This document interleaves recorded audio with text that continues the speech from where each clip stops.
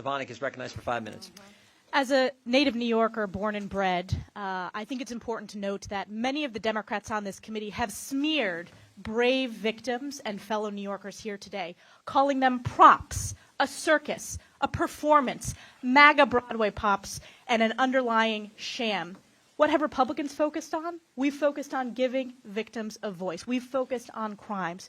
We've focused on your story as a father, visiting your son at the hospital, seeing his face beaten in with an anti-Semitic hate crime. We're focused, Ms. Brame, on your story as a mother, grieving the loss, rightfully grieving the loss, and advocating on behalf of your son and his legacy. Ms. Harrison, we heard your story about losing your loved one. And Mr. Alba, we heard your story, just the personal challenges you've faced dealing with the consequences of the vicious crime perpetrated against you.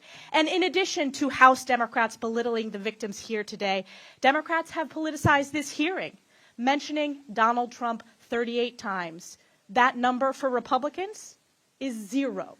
We are focused on victims and making sure that we support law and order in this country. There is a catastrophic crime crisis across America, specifically in our great cities and great cities like New York. New Yorkers know it, Americans know it. And while Democrats on this committee may claim that New York is not the epicenter, look no further than the last November election where we flipped 4 congressional seats, delivering the House majority. What was the #1 issue? It was crime, because voters are smart. The people are smart. Mr. DiGiacomo, as a longtime member of law enforcement, I wanted to get your testimony today. How long have you served in law enforcement? Approximately 40 years. And in those 40 years, would you say the crime crisis today is worse than you've ever seen it? That's correct. Crime is up. Is it fair to say that it is a result of failed bail reform policies in Albany and Alvin Bragg's Day 1 memo? 100%.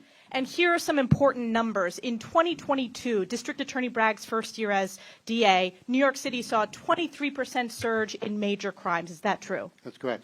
From 2019 to 2022, murders are up 93%. That's correct. From 2019 to 2022, robberies are up 43%. Correct. Felony assaults are up 32%. Correct. And it's fair to say that law enforcement strongly opposed Bragg's Day 1 memo and failed bail reform policies in Albany. 100%.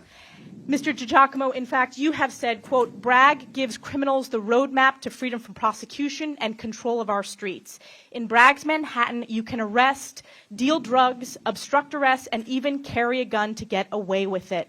Can you please expound about why law enforcement opposes Alvin Bragg's Day 1 policy and opposes failed bail reform? Well, because, again, every time a detective or a police officer puts himself or herself in harm's way, arresting a felon or anyone for any crime, they're released immediately with no consequences.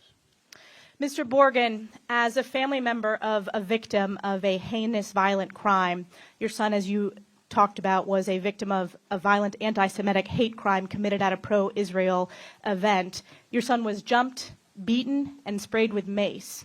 In fact, and I think it's important for the American people and my colleagues across the aisle to hear this, your son describes this as, a whole crowd of people proceeded to kick me, punch me, beat me down. I felt a liquid being poured on my face, and at first I thought I was getting urinated on, but it turned out I was getting maced and pepper sprayed.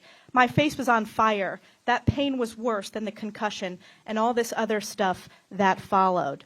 And yet the attacker said, if I could do it again, I would do it again. And yet, District Attorney Alvin Bragg gave him a sweetheart deal. What is your message to District Attorney Alvin Bragg?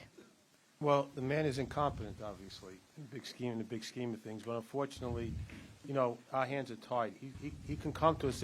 He offered him other deals. My son did not accept them. Right now, the court case is pending, and different deals are passing on from back and forth. But you know, between me and you, I lost faith in the justice system with Alvin Bragg. I don't feel anything's going to get done. Like in the other cases also, her son's attackers walking around scot-free like nothing happened. It's a disgrace. And I just want to say to you, Mr. Ivey, I compliment you.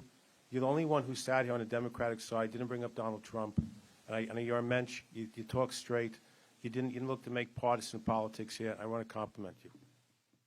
Ms. Harrison, what's your message to Alvin Bragg?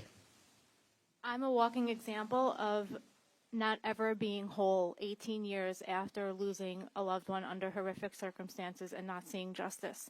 My life will never, ever be complete without Kevin, and knowing that the murderers' families are walking free, spending Christmases and Easters with their family is it's beyond comprehension.